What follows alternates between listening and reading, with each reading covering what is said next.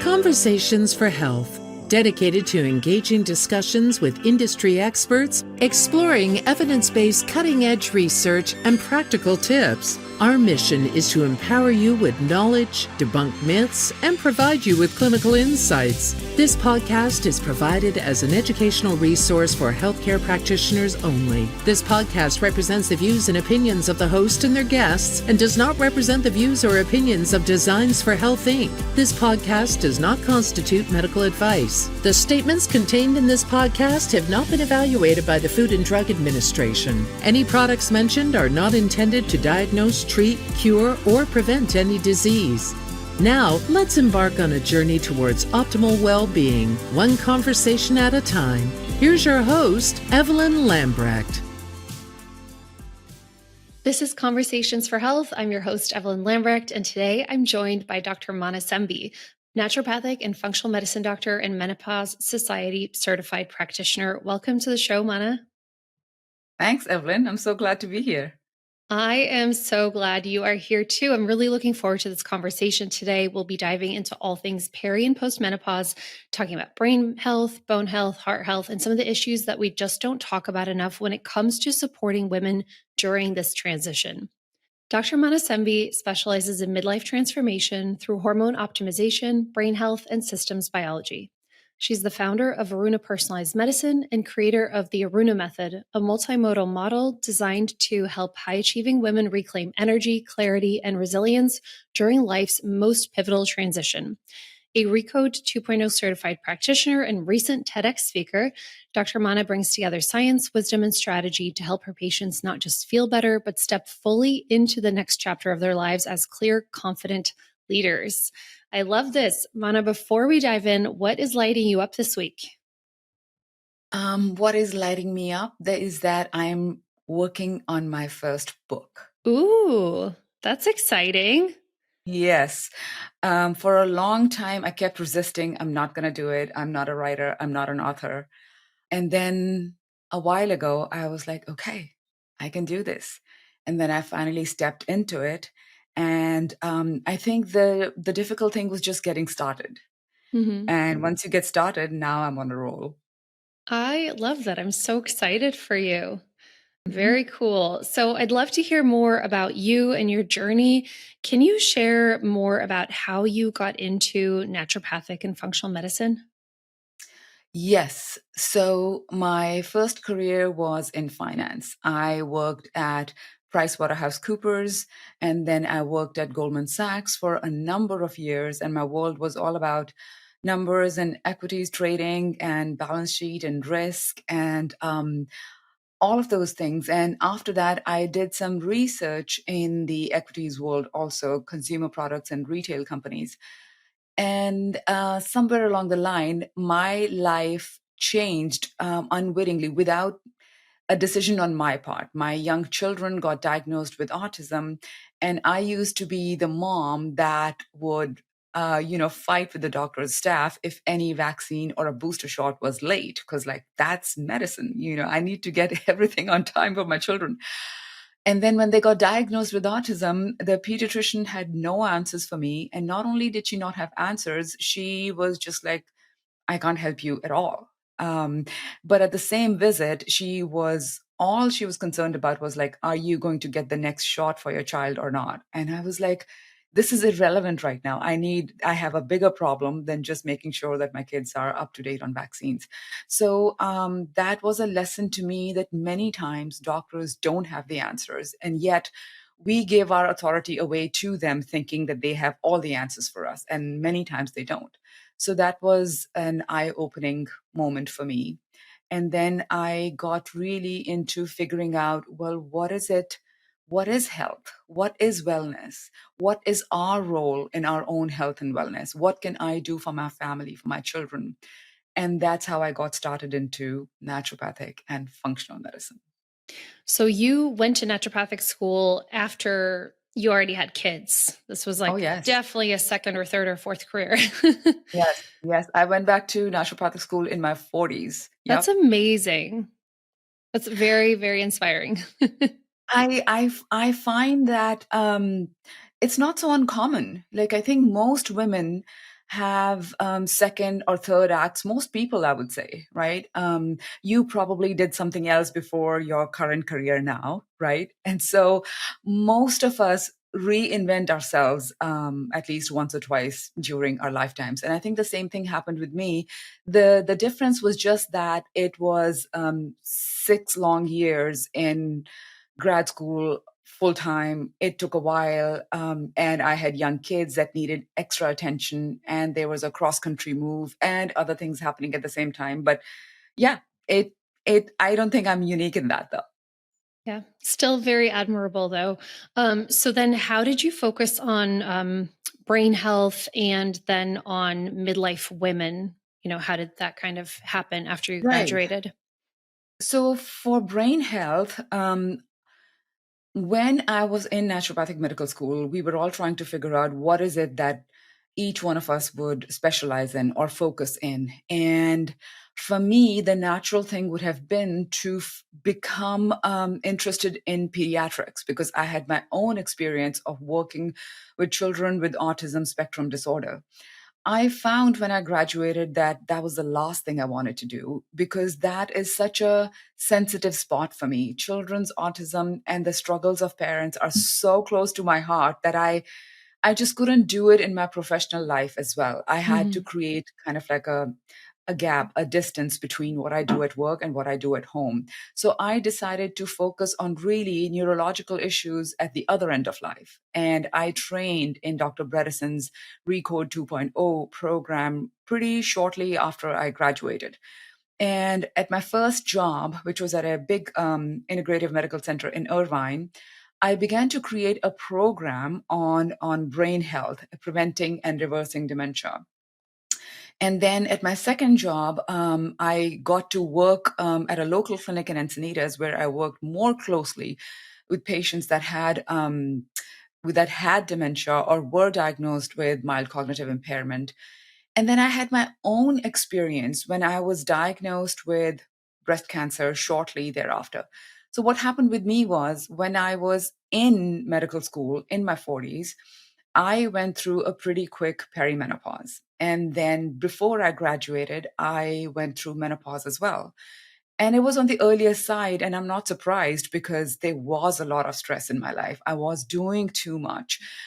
Self care was non existent, right? So, shortly after I graduated, there was this excitement. I had this new wonderful job, which I loved, but I was also extremely burnt out without knowing that that's what had happened to me, right? And now I know that when we begin to go through perimenopause, there is this slow and insidious decline in our energy and our global health unless we know what's happening and we can do something about it.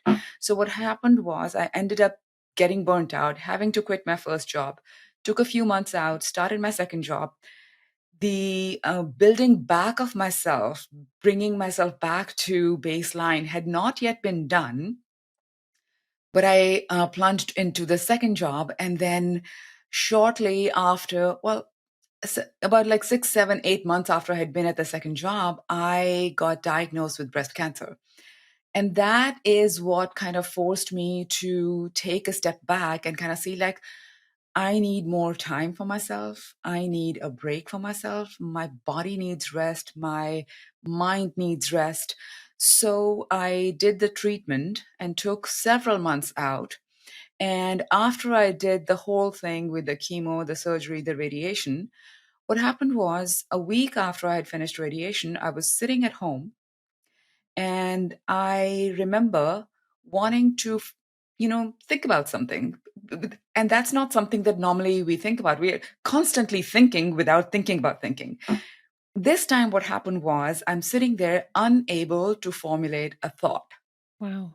I'm sitting there and my brain is completely empty. It's like flatline. Like, you know how you see in the heart monitors in movies, like when there's a flat line, that means you're dead, right?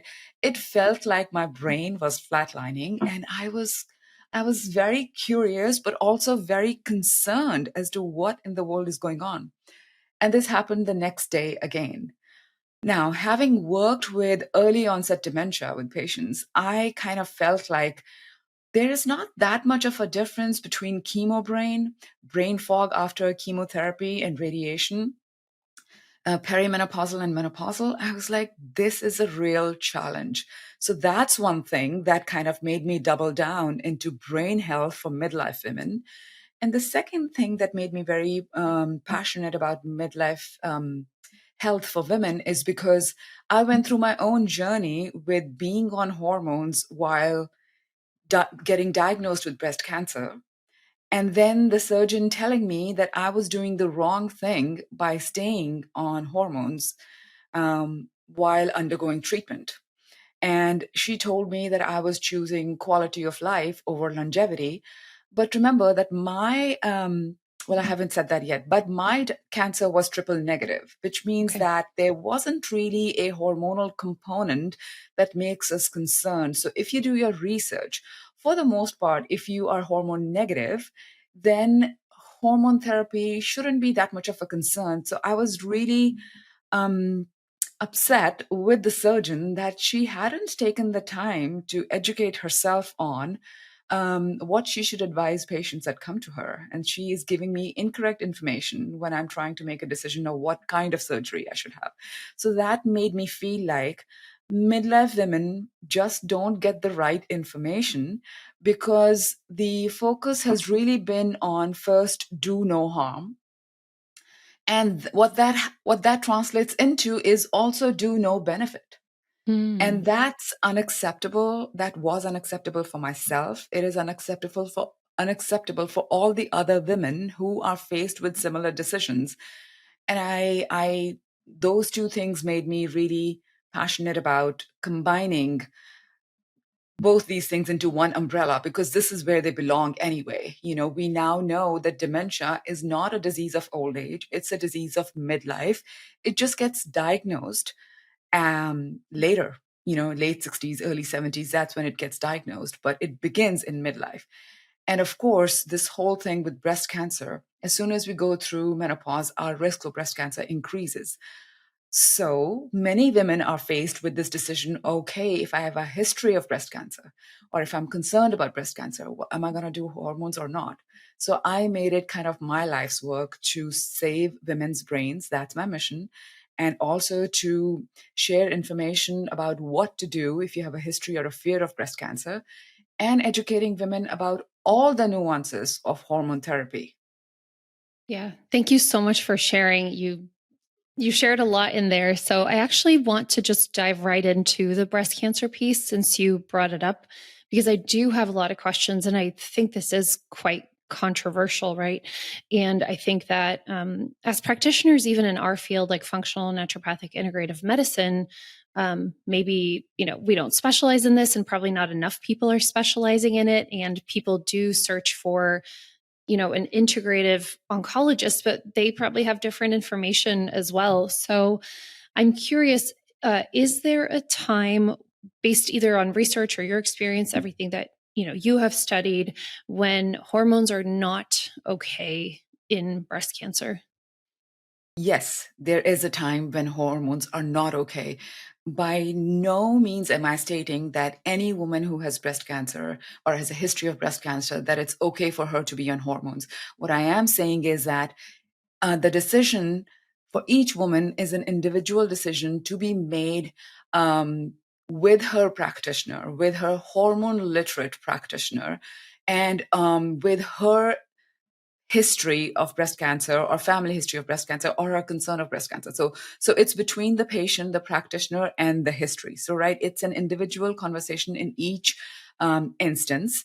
For and breast cancer comes in many different types, right? There's the Right. triple negative, there is different kinds of hormone positive, there is estrogen, progesterone positive, HER2 negative, or all positive.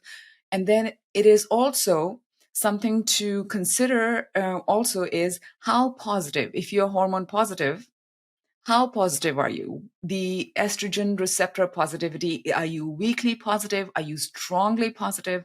That also plays into this decision. And the other thing that goes into this is, Have you already had treatment? Are you in remission? Have you been on some kind of therapy like an aromatase inhibitor or SERM, like a selective estrogen receptor modulator like tamoxifen? How did you do on that? How far are you? How far out are you from treatment? What is the risk of recurrence in your case? Right? What are the quality? What are the real quality of life issues that you are currently faced with? All of these go into the calculus for, is hormone therapy right for you? What kind of hormone therapy might be right for you? Is vaginal hormone therapy right for you? And in most cases we end up saying that that is okay to use estrogen or GHEA vaginally. But whether systemically you should take hormones, again, this should be a nuanced conversation in each case, considering all the information, and then bringing into the conversation the results of testing that will be done for pretty much each woman, right? What does the breast cancer index say for you? What does the Oncotype DX show for you? So we use all kinds of tools that are at our disposal to help a woman make the decision that is right for her. But what I am saying is that just because you have a history of breast cancer or you're concerned about it, it's not a blanket that you cannot or that you must put the hormones away, right? What I am saying is that make sure you speak to somebody who knows, who has experience guiding other women, and can really work closely with you to get you the information you need so that you have the quality of life that you want and your risk is not unnecessarily increased for any recurrence. And for the practitioners listening, what do you think are some of the best resources to learn more about this? Like, who sets these guidelines? Is it the Menopause Society? Is it some oncology association? I would say that there isn't really a merging of a position statement from the oncology societies, oncology associations, and Menopause Society just yet. What the Menopause Society is comfortable saying is that vaginal hormone therapy is okay, even if you have a history of breast cancer, right? Um, I don't know if at any point soon we will get a statement from either the Menopause Society or any oncology association combining these two things. What I will say, though, is that in my profession, in the world of naturopathic medicine, we have a board of oncology and we have a board of endocrinology. So perhaps at some point there could be a merging there and there might be a position statement. But remember, I think this is an area where anybody has to tread very, very carefully, right? Absolutely. Because we live in a very litigious society, right? And every practitioner wants to make sure that their license is not jeopardized, right? Yeah. But we also want to make sure that our patient is getting the help that they need, right? So if we want to safeguard our license at the cost of helping the patient, well, that's not why we got into the profession in the first place, right? So that's why I say do no harm should not become do no benefit. But I think the other thing that I take exception with is that sometimes the medical profession thinks that if we don't share certain information with women, it might be better because perhaps if we gave them all the information, they might not choose the right thing. And I think that's incorrect. I think choosing information in its completeness with women and telling the clinician, telling the patient, this is what I recommend, but the decision is yours, right? I think there is a lot of room and space for that, and there is space for all of us to grow. This is new stuff a lot of doctors don't even prescribe hormones, Right. not even regular standard hormones. So there is a huge spectrum of where a doctor can go and what they can talk about. Yeah. Okay. I have several questions that are coming up for me. One on timing of hormones, and the other on what you just said. So, I remember watching a video of yours on your YouTube channel about the Women's Health Initiative and, that landmark study that was published in 2002 and the negative effects of that, and like a whole generation of women who weren't treated and a whole generation of doctors who weren't taught how to work with perimenopause and postmenopause. And my question is, so were hormones actually being prescribed prior to that and then we completely stopped? What's the history there? The history is that most women, a majority of women before the Women's Health Initiative came out, were actually on hormones. Hmm. We were a hormone friendly, I don't know, society, civilization, culture. But what happened was there was this precipitous decline after the WHI came out, right? Such that I think it dropped to like only 4% of women were on hormones after that. And even now, we are still struggling to catch up. So there was a huge decline after the news came out. And in the last 23 years, we are still struggling to catch back up. And now you must have seen in the last couple of years, there is a lot of talk about perimenopause and Yes. menopause and hormones. And wherever you turn, it looks like people are talking about that. But remember, we see that because this is our world, Right. right? We It's live in a in a bubble. way, it's an echo chamber. We are in this Yeah. echo chamber. But the average woman on the street is not.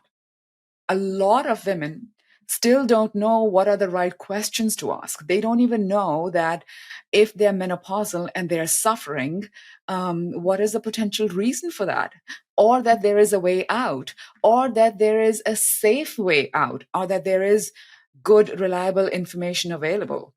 Which is why I think so many people are talking about menopause. And I feel that we have barely begun to scratch the surface of um, what women need. You know, women that are in our circle, of course, we are hearing about it, but most of the women are not in our circle, right? So it's up to each of us to see how can we reach the women um, that are perhaps not listening to this particular podcast. You know, where can I go and give a talk? Who can I talk to? So a lot of women don't have the information, and it's up to us to kind of see how do we get it to them. I love that you just brought that up because I think before COVID, a lot more doctors were doing talks. And then I think it kind of like died down, but people are also maybe tired of, attending online things, even though it's such a great way to reach more people right through online programs. But I've seen recently that you have done more in-person talks. And so I'm curious, speaking, as a practitioner on here, do you feel like that's been really helpful for your practice in bringing in more patients?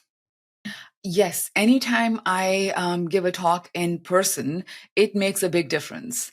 It's like because we are sitting in the same room for an hour or two, I'm sharing my story, but then the best thing about in person events is that women get to ask their questions Hmm. and women get to share their experiences. And that's what women want. They want to hear other women sharing their experiences. So all of them, including me, can know that we are not alone. We are all having um, this experience of perimenopause and menopause in common. And we are marveling that no one talked to us about it. No one told us about it. Our mothers didn't, the older sisters, older friends didn't. And now we find like, oh my gosh, we are going through such a big thing and we need to talk to each other. And so, the events that I've had in person have been very gratifying for me. And I'm doing another one this coming Monday at Hera Hub, and it'll be great to have women there in person. And my point is really not to give a lecture. My point is to start the conversation, right? Be a conversation starter, be the catalyst for women to get together and begin to have these conversations. And depending on how a few of these events go, I would love to make this a recurring thing where we can get together and talk about these things. And of course, it's not like you can't ask questions. If you want to ask a question about what's going on, by all means, and I'm happy to share. So it's like, when women get together, we can do so much more than when we are just online. Absolutely. And for anybody listening who doesn't know, so Hera Hub is a co-working space here in San Diego where Mana and I both are. What are some other organizations that you've partnered with? Or for somebody listening who's like, you know what, I want to do this in my community. I want to start doing more talks. Is it like partnering with businesses, Chamber of Commerce?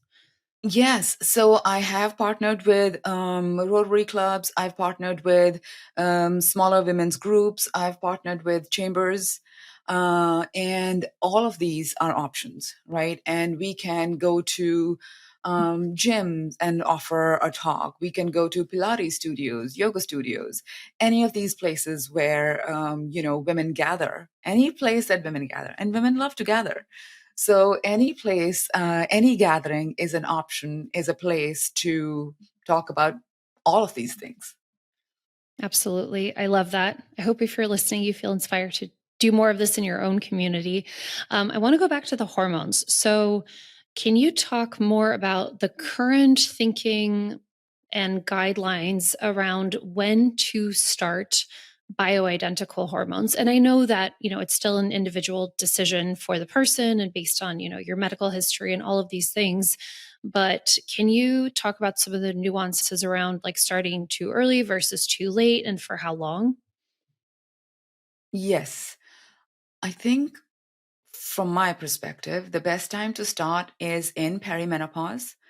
And how do you know that you're in perimenopause? That's a good question. There is no cutoff date, there is no timeline.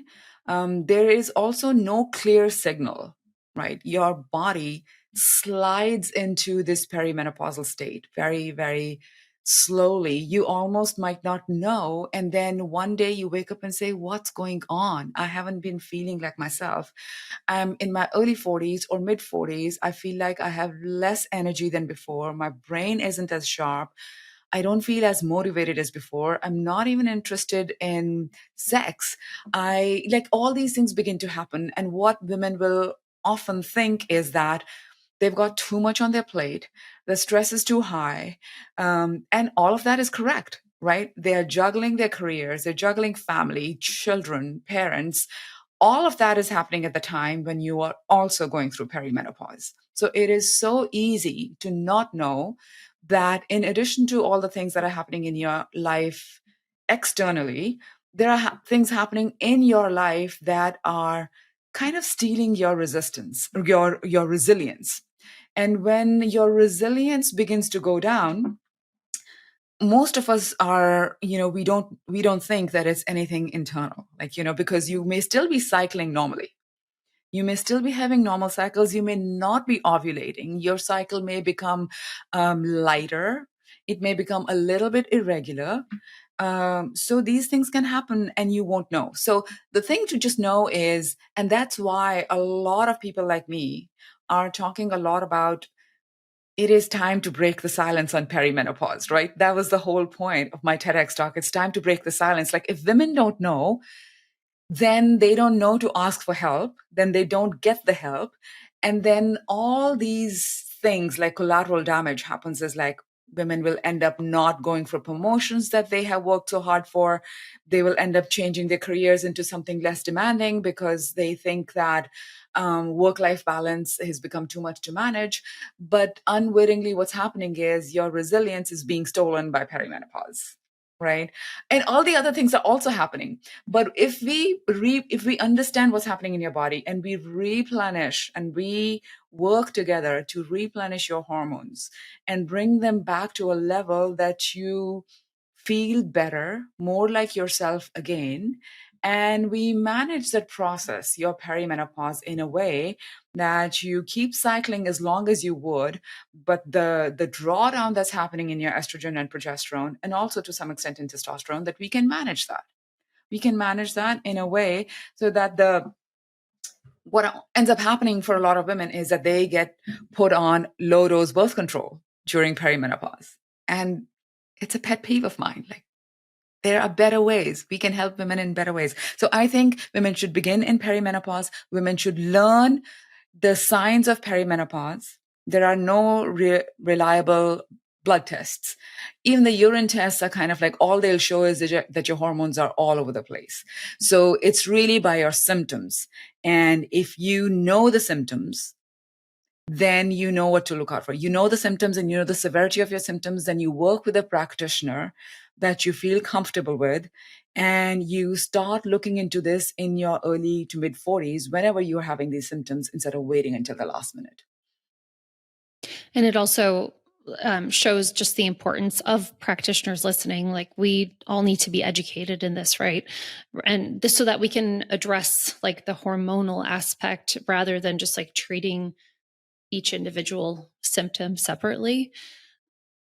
Yeah, I also think in my case, I think what happened with me was, what I'm saying now, that hormone replacement should really begin in perimenopause. I didn't do that for myself. I Mm. didn't even do it right, early in menopause, because so much was happening in my life that my self-care, taking care of myself, was really, there was no time. I just didn't have time for that. And knowing that I should have done that, now I know in hindsight what a heavy price I paid for not taking care of myself for those several years when I was in medical school, learning to do this for myself and others. I didn't have time or the bandwidth to do that. And then I do feel that all of this, the hormone rundown and events in my life, led to this extreme burnout, right? And then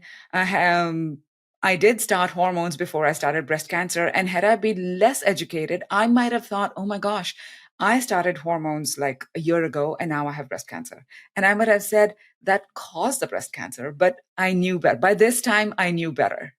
I knew better. And so I could manage things. So it's just like, if there's one takeaway from this conversation, I would just say, if there's practitioners listening here, is that speak to your patients early about perimenopause.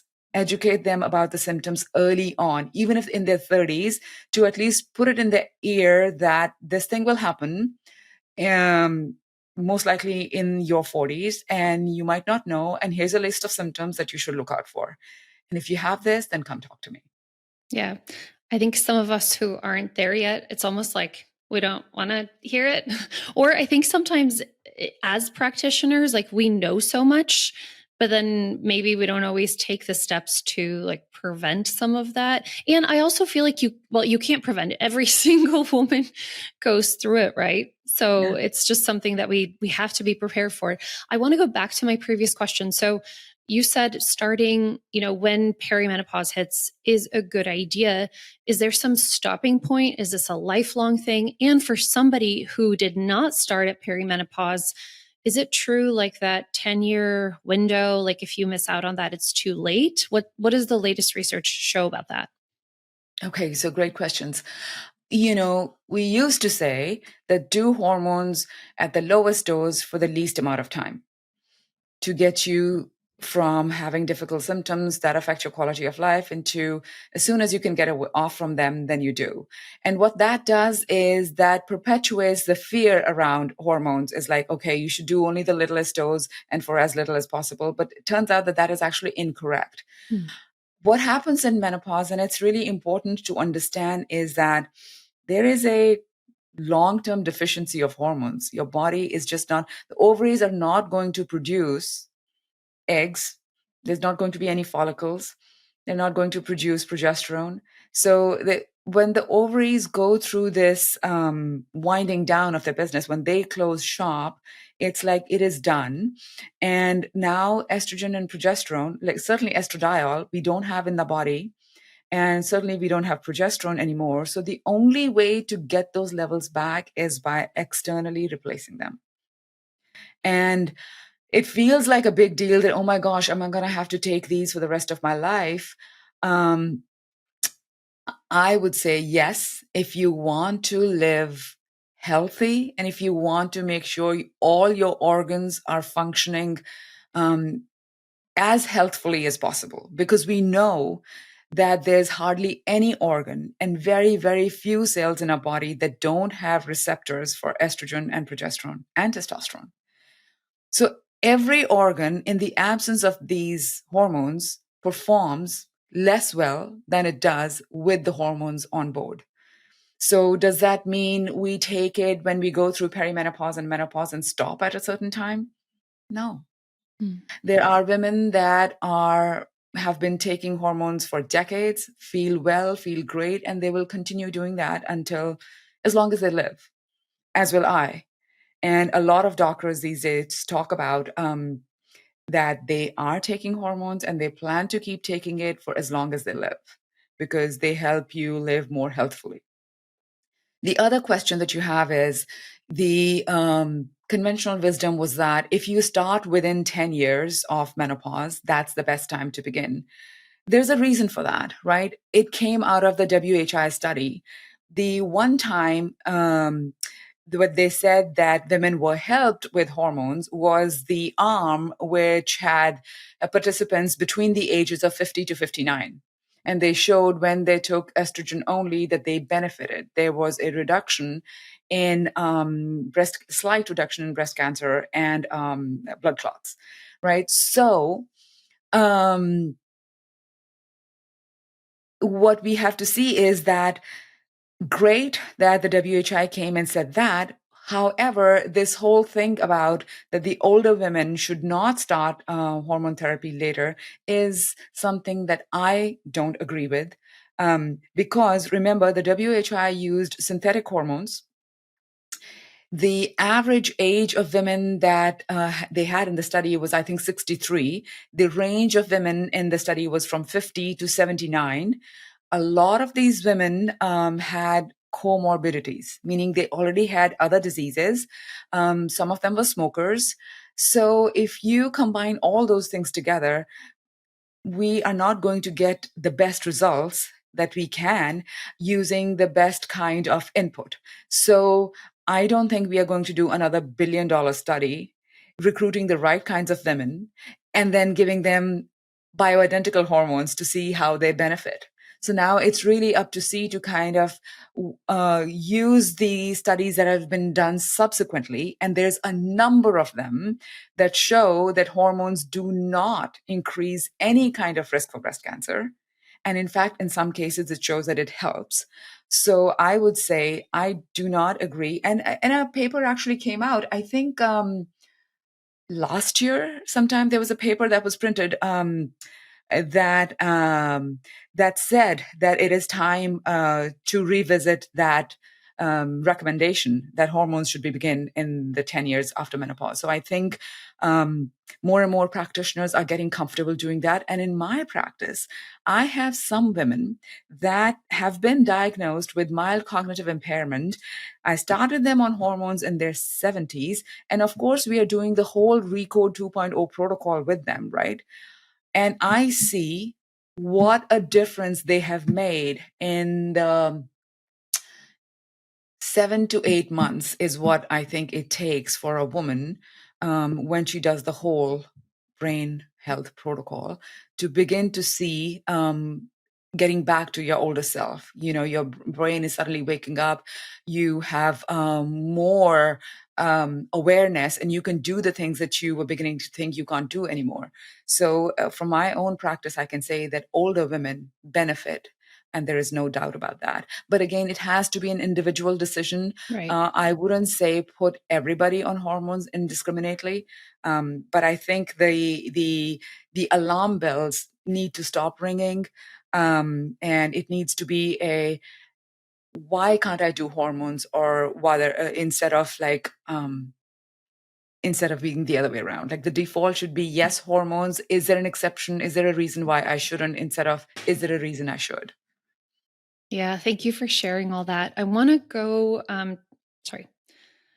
I want to talk a bit more about the relationship between hormones and brain health and menopause and brain health, because that's your area, right?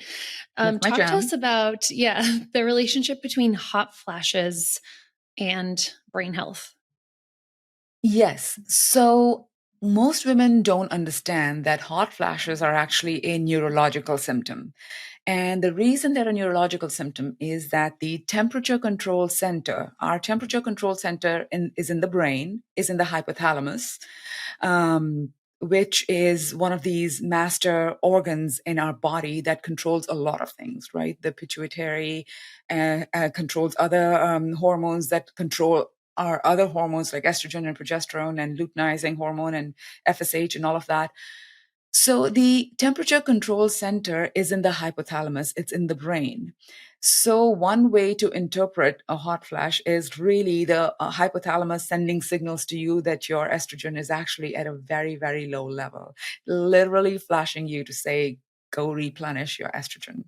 And the thing that I will say is that I see that even a small amount of estrogen can give you relief from hot flashes. So when you have hot flashes, your levels of estrogen are actually very low. When I do blood tests on women that are having hot flashes, they are from non-existent to 2, 3, 4, 5, 10. Meanwhile, in premenopausal women, it can range anywhere from 50 to 350, 400, 500. And of course, when you're pregnant and all that, the numbers can go way higher. And so when you are at non-existent or 5 or 10, depending on the units that you're looking at, whether it's nanograms per microliter or per ml. So it's like, how are you going to make sure that the brain isn't seriously hampered if your estrogen is running so low, right? In female brains, estrogen is the master regulator, right? And I would say for women who have not gone through perimenopause yet, like you mentioned, that there are for women that have not yet, and it feels like, oh my gosh, this terrible thing is coming down the pike. I actually want to not, I want to promote the opposite message, which is like, you're getting educated. The women older than you are telling you how much they suffered because they didn't have this information. But I think I would say that see it in a very, I don't know, powerful way, that you have the information, you know what to look out for. And the moment you begin to see these symptoms, you know to address it head on and go forward. And I think that this needs to extend further to younger women in their 20s and 30s and even in teenage, when a lot of women have difficult periods, painful periods, PCOS or any of that, and we put them on synthetic hormones. And there are better ways of dealing with that. So I feel like all of women's health needs to go through this big transformation, kind of like a metamorphosis, to go from how we've just been shutting down the symptoms to treating the symptoms the right way by understanding what's causing the symptoms. Right. So, yes. So, coming back to hot flashes being a neurological symptom is because it's coming from the hypothalamus and the brain is telling you to get some estrogen. Yeah, super interesting. Okay, when that time comes for me, I need to schedule a consult with you. Yes, of course. And one more thing, if I can say, Yes, like of this thing course. about menopause and brain health is like, one of the things that I say is, and we know that heart disease is the number one killer still for Mhm. women. And a lot of women don't know that, right? If heart disease is the number one killer for women, and there is data out there that women are sent home from urgent cares and emergency rooms in the middle of a heart attack without them being given proper treatment. One, it's because women don't know what are the symptoms of heart attacks for women. It's not like the chest pain and gripping and all of that. It can present as anxiety. It can present as gut symptoms. It can present as nausea. So it's important to know what symptoms to look out for. And the other thing I say is that because women have a higher risk of heart disease, why? And why does the risk go up at perimenopause and menopause? Is because our blood vessels, the lining of the blood vessels is something called the endothelium. And our endothelium works well when we have estrogen in the receptors. The endothelium has a lot of estrogen receptors. When we begin to run down on the estrogen, the health of our endothelium goes down. Okay. The health of our endothelium also goes down because estrogen is um, having estrogen in the body promotes the production of nitric oxide. If you don't have that, then you know what happens in the absence of nitric oxide, right? You need nitric oxide for your blood vessels to dilate properly in and around the heart, in the brain. So, by multiple mechanisms, when you begin to run down on estrogen, you become prone to heart disease. And then the blood vessels in the brain are smaller. So, women become prone to those small blood vessels in the brain getting occluded in different ways. So, it's really important to understand the mechanism of why hormones are important for women, right? So this is what ties the whole thing together: menopause, heart health, brain health. So it's super important. Of course, and we are not touching on all the other things that impact, right? Like, what is your homocysteine and why is it high? What are your toxin levels and why are they high? What is the health of your gut and why is it suboptimal? All these things are talking to each other, impacting our experience of menopause, impacting how that'll have knock on effects on global health. So it's up to us to understand all of this and to teach each other so that we can go and speak to our patients and our larger communities.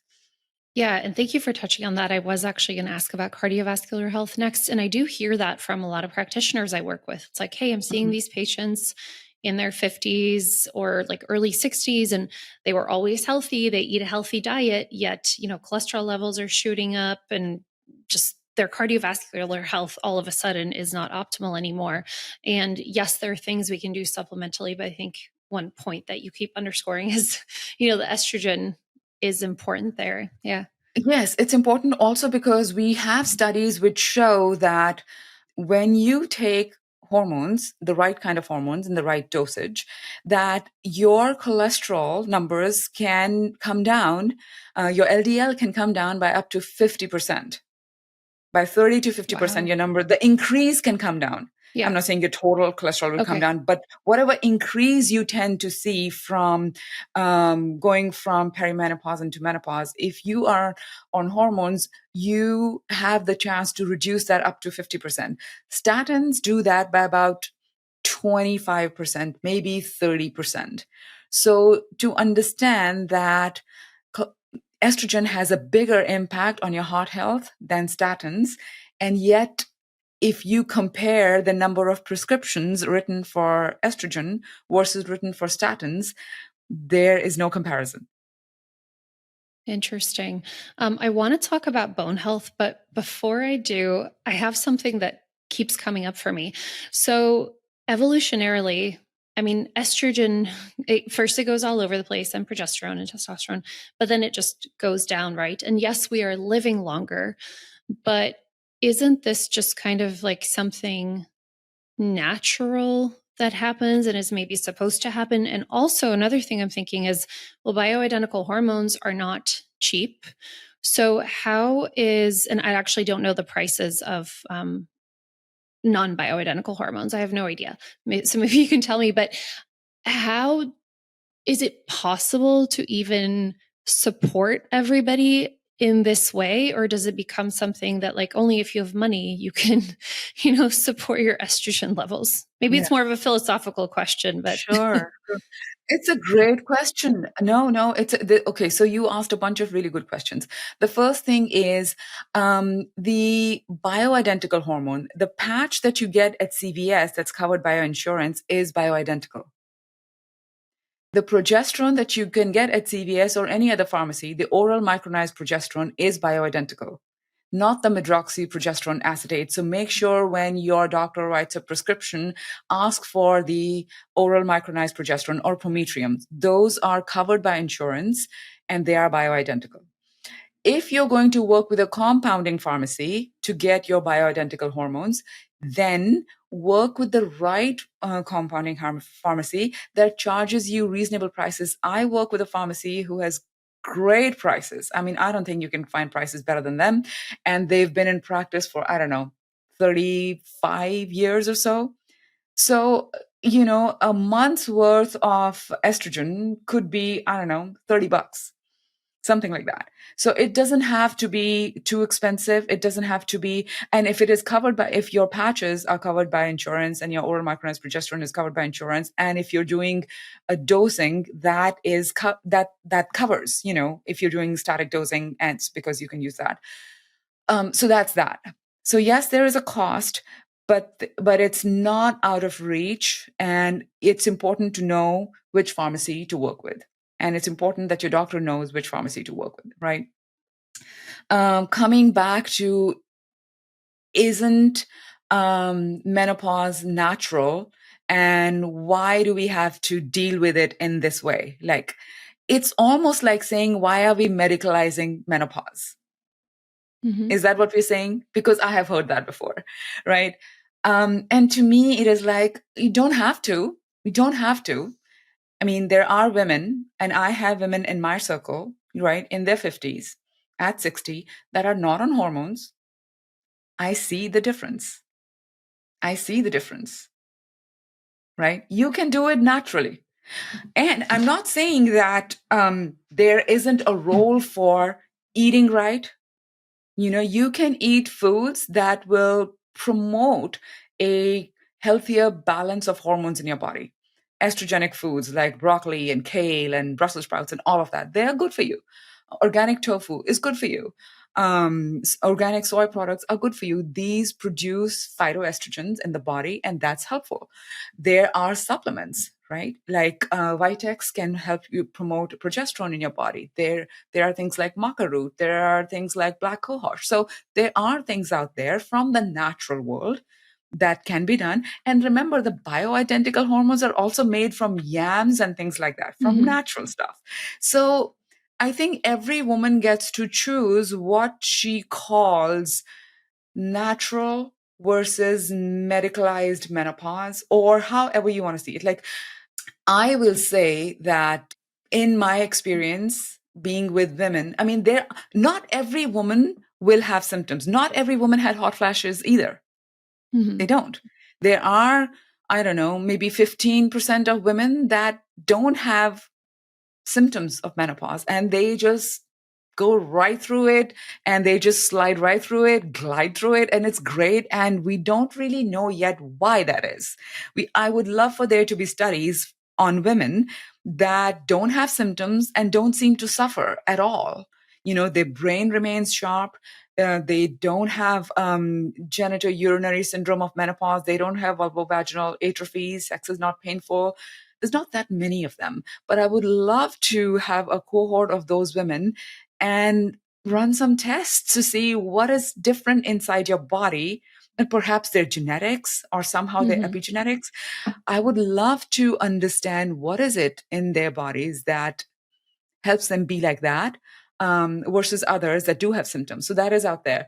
But I'll say that in my view, most women that are not on hormones and are menopausal, they have symptoms. They I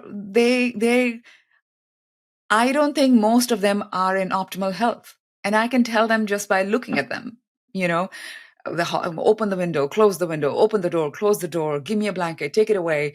Or like, oh my gosh, my joints are hurting. Oh my gosh, I don't have the energy. Oh my gosh, I just can't do all these things anymore. And I really have to seal my lips from like saying the same thing all the time. It's like, okay, I say it enough.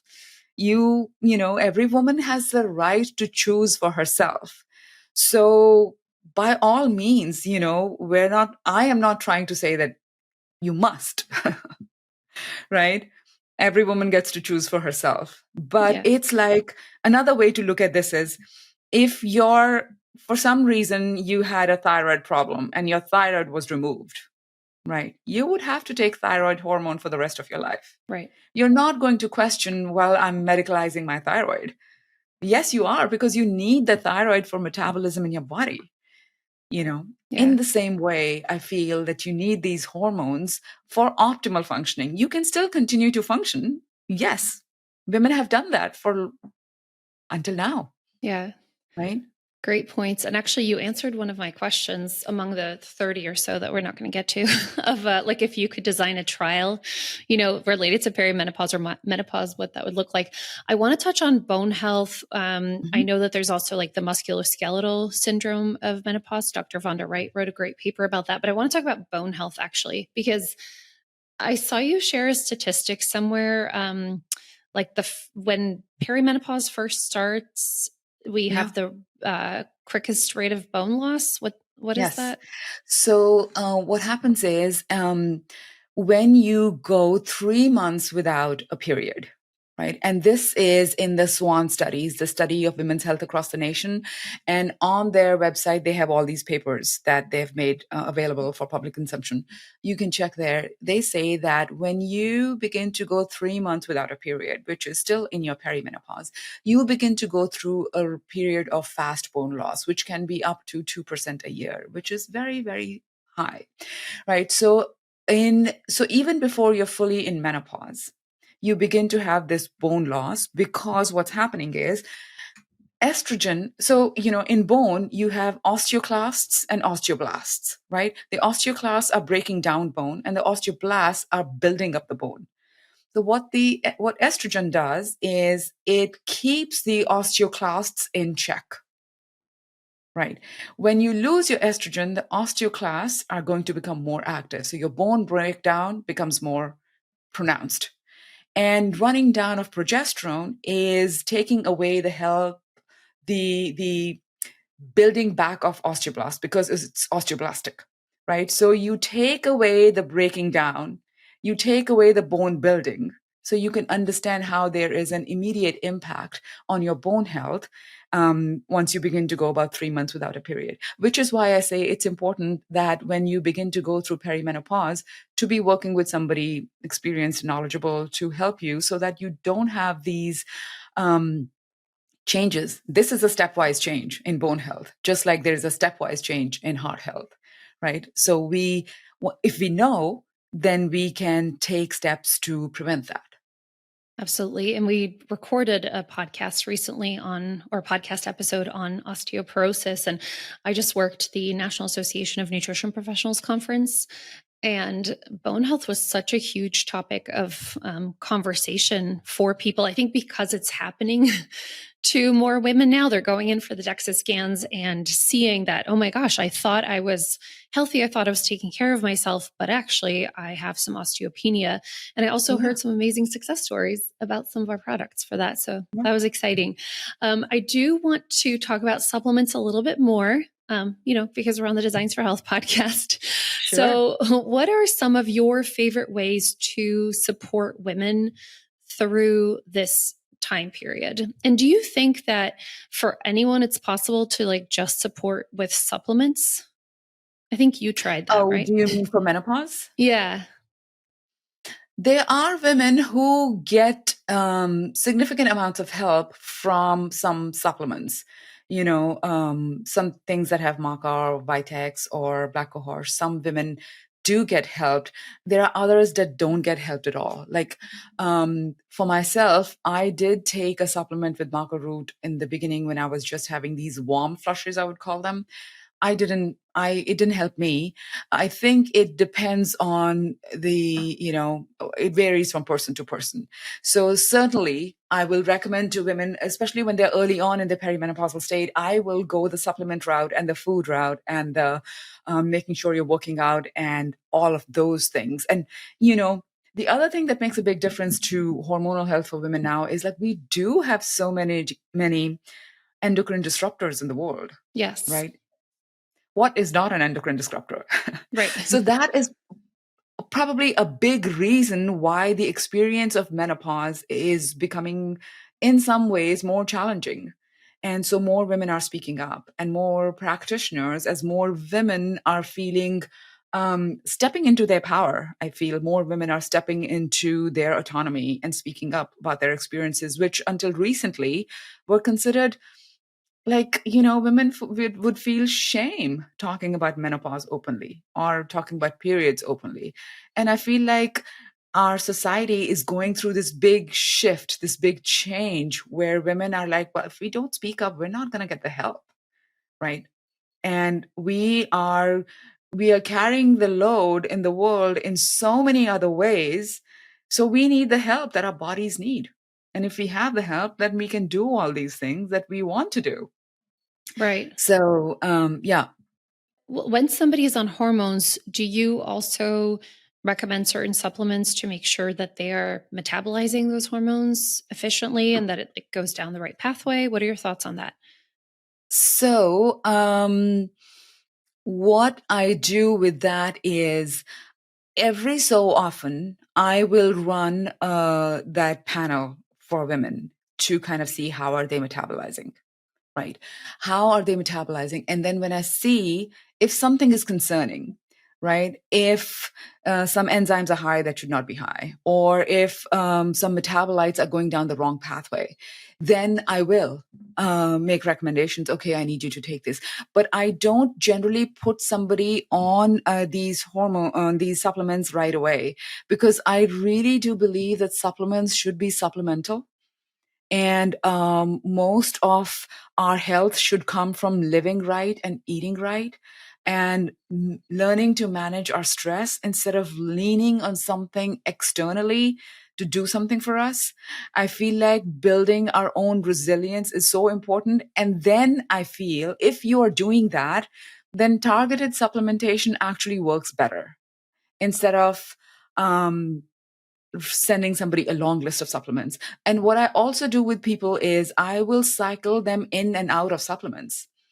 I will tell them, okay, for the next 2 to 3 months, I want you to be taking these 3 to 4 times a week. I don't require them to be taking something every day, unless it's something like I will say, okay, so omega threes, yes, take it every Hmm. day. Vitamin D, especially if your levels are low, do take it every day, right? But other things like, let's say things like detox agents, right? Let's say there's glutathione or charcoal plus or other binders. um, I don't routinely put people on those unless I am doing labs on them and I show results that are pretty high. And then I will put them on those things. So generally, when I'm working with women, it's not just we do your hormone prescription, then you're done. Generally, I'm working with women in programs over a period of time. I'm working with them for 3 months, 6 months, 9 months, and that allows me to go into detail. And so the supplements play a very important role, but I don't have anybody take one supplement for 9 months together, because I am cycling them in and out of those. Yeah, that makes Right. sense. And so it really depends. And I'm beginning to play with the senolytics that are now coming out and kind of doing my own studies. Like, okay, this patient, I think I want to try, give her this senolytic at this time, and then not have any other changes, like supplements or things change in her, so that it's kind of like an N of one study for this one person. And that helps me kind of come up with my own thesis on, okay, this supplement works in this situation for this kind of patient, and then I can test it in the next one, right? So targeted supplementation for short periods of time. Great. Thank you for sharing that. I want to wrap up with our questions that we ask every guest. The first one is supplement related. What are your 3 current favorite supplements for yourself? Mag citrate, Hmm. vitamin D, and melatonin. Awesome. And what are your favorite health practices that keep you resilient and balanced? Mm. Oh my gosh, have you heard a lot about this morning routine thing? Well, which one? Okay, so morning routine is a thing, right? People talk about their Yeah. morning routine. For me, I cannot have a morning routine unless I have an evening routine, right? So for Yes. me, the evening routine is so much more important. And what I am noticing in myself and in the people that I work with, because um, I've been recommending the same to them also, is like, it's so hard for us to give up our screens in the evening and, like, Yep. stop and, like, have this, like, okay, now we're going to go to bed. It's really important to understand that if you don't go to bed at a decent time, which is really 10 p.m., You are giving up prime time for your brain to do the cleanup in your brain that's going to take away the buildup of tau and all the amyloid plaques. So it's really important to do that. So what I like to do is around 8:30 or 9, screens are put away, right? Wrap up the day, everything is done. And by about 9 or 9:30, I am in bed, right? And I have my journal, and I journal at night, and I take a little bit of melatonin, and I take my other stuff, whatever I'm going to take, my progesterone, whatever else. And I journal at night, and then I get into bed, and that feels really good because I feel like I offload stuff from my body, my mind, my ether. I put it into the book. Yeah. And then I get into bed and I do this practice of progressive muscle relaxation, like yoga nidra. So it's like you go through your whole body. It takes like 2 or 3 minutes, but you're tightening and relaxing all the muscles of your body like 2 or 3 times. And then I settle into a practice of deep breathing.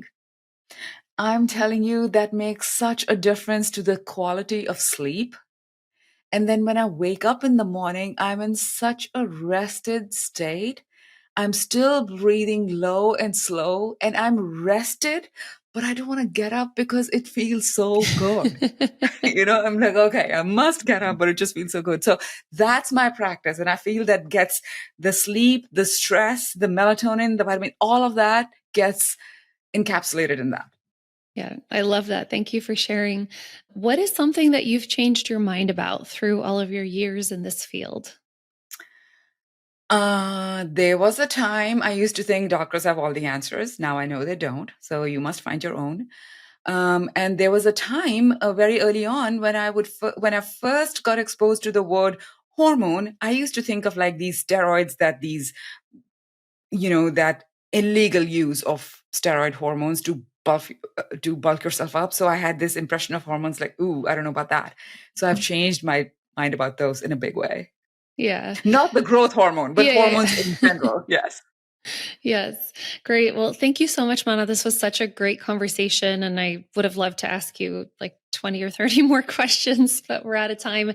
And I also appreciate that you really shared a lot for practitioners listening, but as practitioners, we're also going through these things, right? So if you are a male practitioner listening to this, talk to your wife, talk to your daughters, talk to your patients about this.